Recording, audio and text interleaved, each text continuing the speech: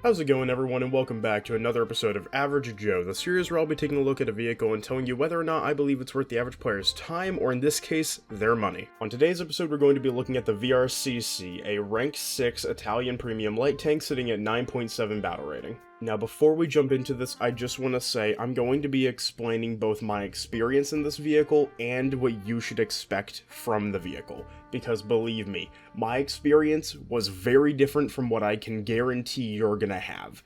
I cannot explain what happened. Every time I shot somebody in this tank, I either got absurdly lucky and they died from something that should not have done any damage, or I'd shoot them in the barrel and the round would just disappear, I'd shoot them in the ammo and it wouldn't detonate. I actually had a point where I shot a Leopard 2A4 in the driver did not care. It went through the driver out the other end, and all it did was damage the engine. It didn't even destroy it. So just please keep an open mind. What I'm gonna say and what you're gonna see is gonna be drastically different, I hope, from what you'd experience playing it yourself. So please don't let the absurdities that happened to me influence you at all. Please go off of what I'm saying you should expect. With all of that out of the way, let's jump right into what this vehicle is capable of, starting with the weapons. Starting off, you're going to be armed with a 105mm cannon as your main armament. Now, this is going to be armed with DM33 as your best round, and this round has very good armor penetration, with the height of 400 mils. It's very good. As long as you know where to aim, you're going to be able to go through just about anything. Now, what you should expect is very good damage for a 105, honestly. It's not bad at all. The damage is pretty good. However, in my experience, the round did basically nothing, and I know it's not supposed to do this, so I just want you to know the round is good, and I know it's good because I've used it on tanks like the Leopard 1A5s, and it does great damage on those. But for some reason, whenever I play this tank, the round just doesn't do anything, so please, just go off of my experience with the Leopard 1A5, where the dart actually does do really good damage, and what other people seem to experience with this tank, where it does do good damage. Do not go off of my experience, go off of other people's. The dart will treat you well.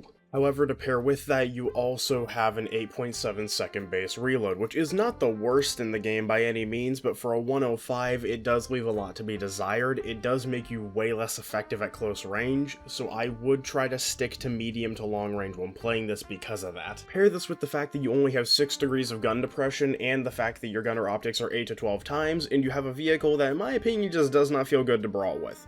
You can, however, flank with it, and we'll talk about that later on during the mobility section. However, to counteract all of this, you do have a Gen 2 thermal sight on your gunner sight, which is going to make you a very effective sniper when paired with the high zoom gunner's optic. Moving on to secondary weapons, you're going to be armed with 3 different 7.62 machine guns, 2 roof-mounted, 1 coax. The roof-mounteds are much more useful because the fact that helicopter rushing is still fairly common at this BR, so keep that in mind. Look out for helicopters. If you hear something, start looking to the sky. Moving on, let's talk about your mobility because, well, it's pretty good. Your acceleration is alright, it's not the greatest, but you're a wheeled vehicle, so you shouldn't expect insane acceleration, honestly. However, your top speed is very nice, very nice. You'll probably get in position a lot faster than most of your enemies and most of your teammates, which doesn't sound nearly as important as it is. The only bad thing when it comes to this vehicle's mobility is it does not like going up hills. It just doesn't. So just avoid them when possible, especially if you need to accelerate up a hill.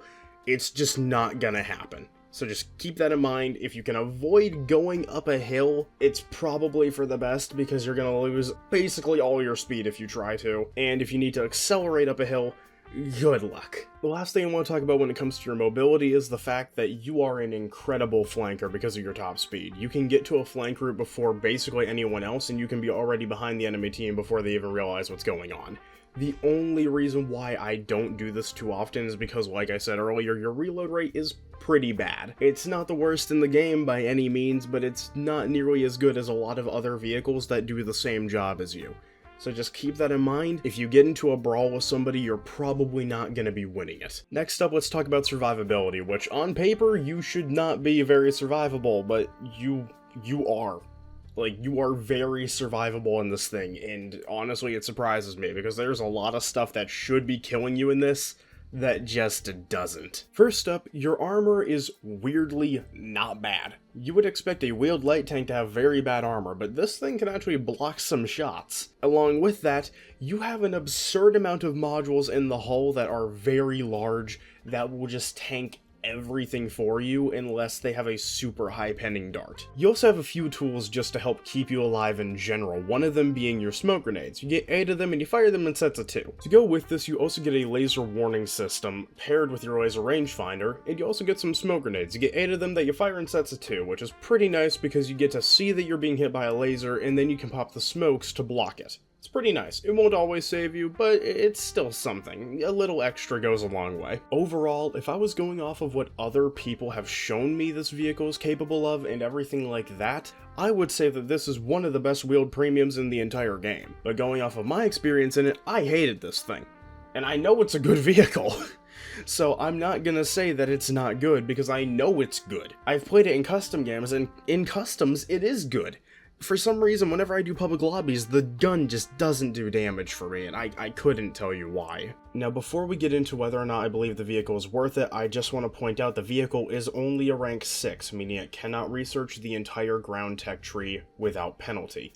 So keep that in mind if you plan on purchasing this, it's not going to be able to do it all. So let's talk about the price of the vehicle. So, it is a pack premium, so for $60 you're going to get 15 days of premium, the vehicle itself, and 2,000 golden eagles. Do I think it's worth it for that price?